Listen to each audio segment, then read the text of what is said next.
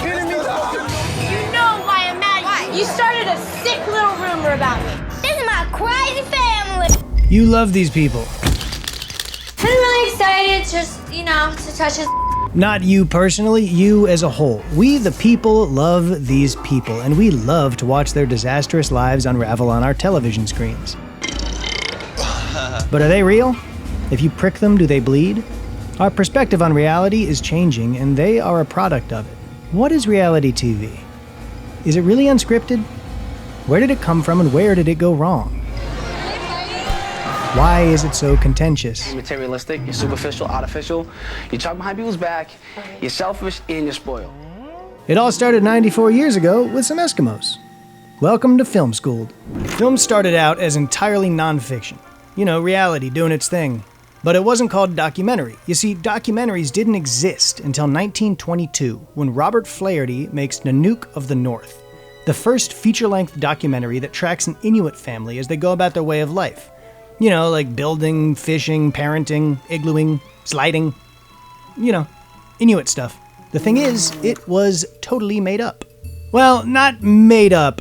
You see, Inuits hadn't lived like that for a while. They hunted with rifles and lived in actual houses. Nanook was a reenactment of how they used to live using a modern Inuit cast. It was very successful and wildly acclaimed when released, and because of that, its authenticity had come under criticism as a documentary. Flaherty wasn't doing anything unethical. He was revealing historical Inuit life much in the same way someone writing an article would. There was no expectation that he was capturing authentic moments. Expectation, what the viewer expects when they watch a documentary. Fast forward 90 years to shows like Survivor and The Simple Life. This obviously isn't how these people actually live, and we as the viewers know that when we watch it. They're tourists. They're fish out of water, and that's the entertainment value of it. But it begs the question, if we hadn't introduced Nanook as the first ever documentary, would we even be talking about how problematic its reenactment is?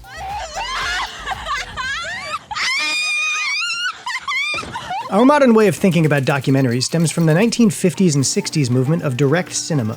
Up until now, the film medium had been weighted down by unwieldy, massive sound cameras. Direct cinema was quiet, observing, always rolling. A fly on the wall with the goal to allow a story to emerge from the unaffected world around the camera. Watching this had taught us to expect an undisturbed reality because authenticity is relative to our expectations. There's that word again.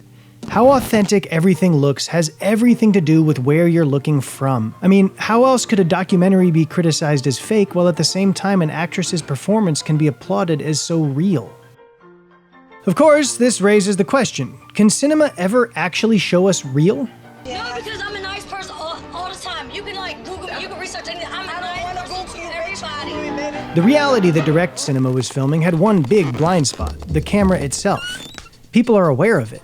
This was what Dziga Vertov's movement Cinema Vérité addresses, using the same everyday life techniques and lightweight technology as direct cinema with one crucial difference. Cinema Vérité made a point of acknowledging the camera. Chronicle of Summer is a good example. It's a series of interviews with Parisians stemming from one question. Are you happy? Rather than a fly on the wall, it's more like a fly in the soup. It embraces the presence of the camera. Observational and participatory.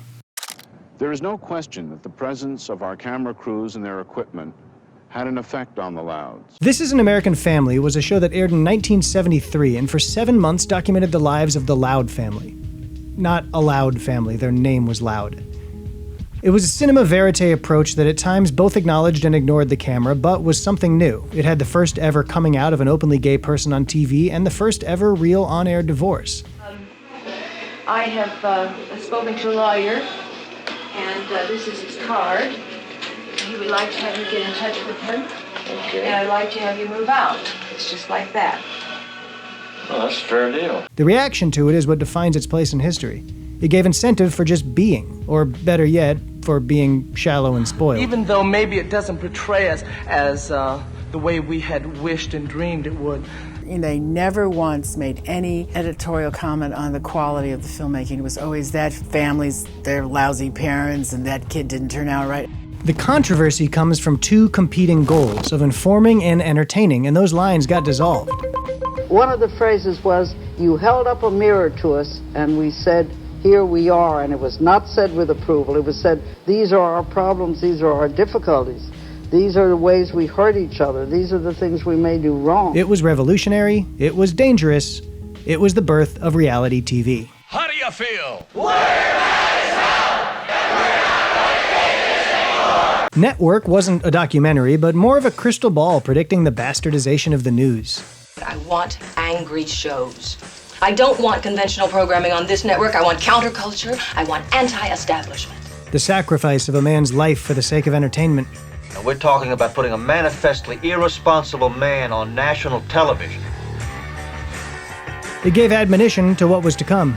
Soon, people would ignore the consequences of having their image tarnished for the sake of exposure. Digital technology would allow the amateur their 15 minutes in the spotlight, or whatever light was available. The future is videotape and not film. It is amateurs and not professionals. Get over yourself and start getting real. The real world. Notice how the tagline itself speaks to both reality and drama? More and more people on reality TV shows are criticized for performing for the cameras, so why do they still call it reality TV? As usual, the answer has to do with money. These shows didn't use writers or professional actors. Not only did they have license to cut these corners, but they were rewarded for it because it looked more real. They still had to attract viewers, though. Producers had to at least stack the cards in their favor. I couldn't even tell you how I felt in that jail cell. It was like a phenomenon. But a deeper metaphysical question still remains. Why do we want it to feel real even though it's fake? Since the birth of the internet, we've been doing something really interesting as a culture. We've been creating sub-layers of reality, hyper-reality. Whether it's in a video game, online persona, or YouTube celebrity, it's a new place of existence, a second life with different options. One reality just isn't enough for us anymore because we are, drumroll please, we're bored. Antidepressant use is up 400% since 1988. Depression is seen twice as often in women, which also happens to be the largest audience of reality TV. Is reality TV a product of our discontent? We don't have to fight to survive anymore. We secretly hope for a zombie apocalypse, a test of vigilance. We're gonna start here and work our way around. First, we have the Fultz minimalist. What do you use this for? Baby horde of zombies, of course. I think that kid's gonna be alright. But the issue still remains. We're living in an odd time.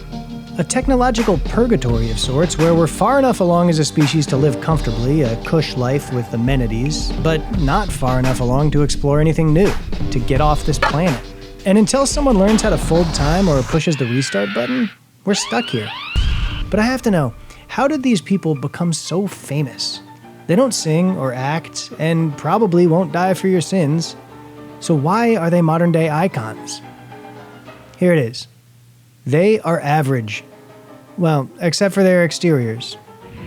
And that's the exact reason. It's kind of like how punk music got popular.